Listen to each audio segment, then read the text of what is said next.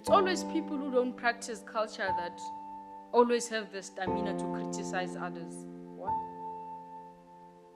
Yazi uthi ungena enkundleni zokuthintana, checking your notifications, checking just to be updated on what is happening.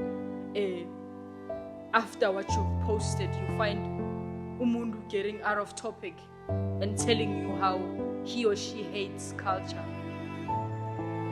Why are you listening to people who get to embrace their culture on a daily basis on social media? If you chose for yourself what you don't want to practice cultural things, then why are you criticizing us who show potential and love in embracing such? Angeke sihlale kabuhlungu enkundleni zokuthintana ngoba basho khona umuntu ongazwani nesiko lesibele. Anginandaba bona umuntu umhlobo, anginandaba bona ulindebele elingaphethiko isiko. Asithi ungomunye umhlobo. As a culture preservationist, I don't expect you to be offended. Umundu ophuma emhlobeni wamandebele azokubiza ngechubu. Nofana isokana lendebele lizokubiza ngamaganyana. Lithawunandaka. Angisho wena uyazi bona ngesiko lekhenu aniyenzi into leyo. So why are you offended ukuthi isokana nofana itelerina thizeni likubize ngeganyana ongalizwisisiwe? Iyasi perfect. Into le ifuna ngingathi ifuna imnandi thina nasibizana ngayo ngoba nasiyazi ukuthi iye ngalomzuzu ichubuka, iye ngalomzuzu awunandaba.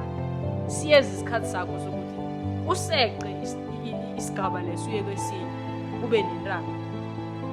Kodwa nangaba usile indebele, angicabangi bona dele thiwa akwaphatheki kuhle emoyeni ngoba indebele nofana uAudrey ufikile wakubiza ngegama elinje.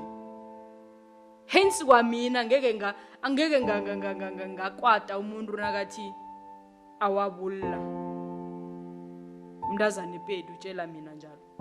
Angizukuchisakala. Iye sibonile kodwa nasikabone efanayo.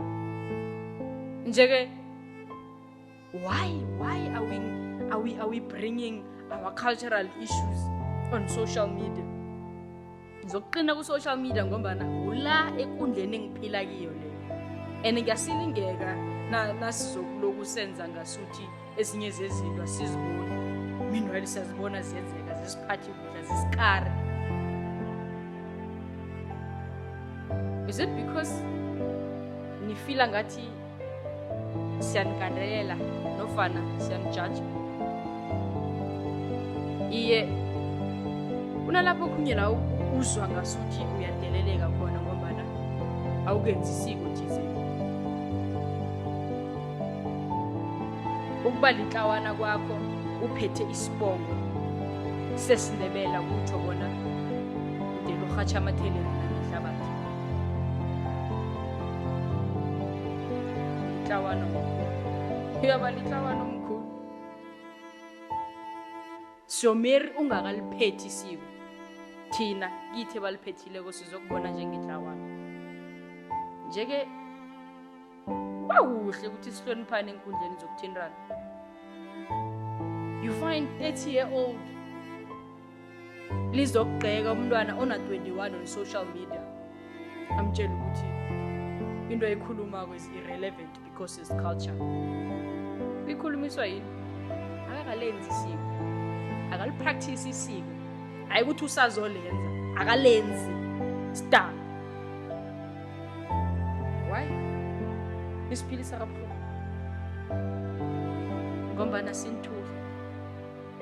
Angeke usizwe sivela on social media sinibiza ngamagama because nina kunendlela ehlukile kwenikethileko okungiyo of not practicing culture.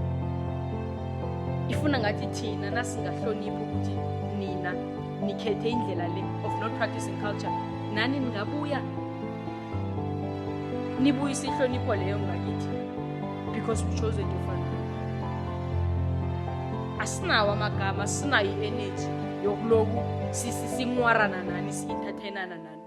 It's just two different people who chose two different lives. Why are they fighting?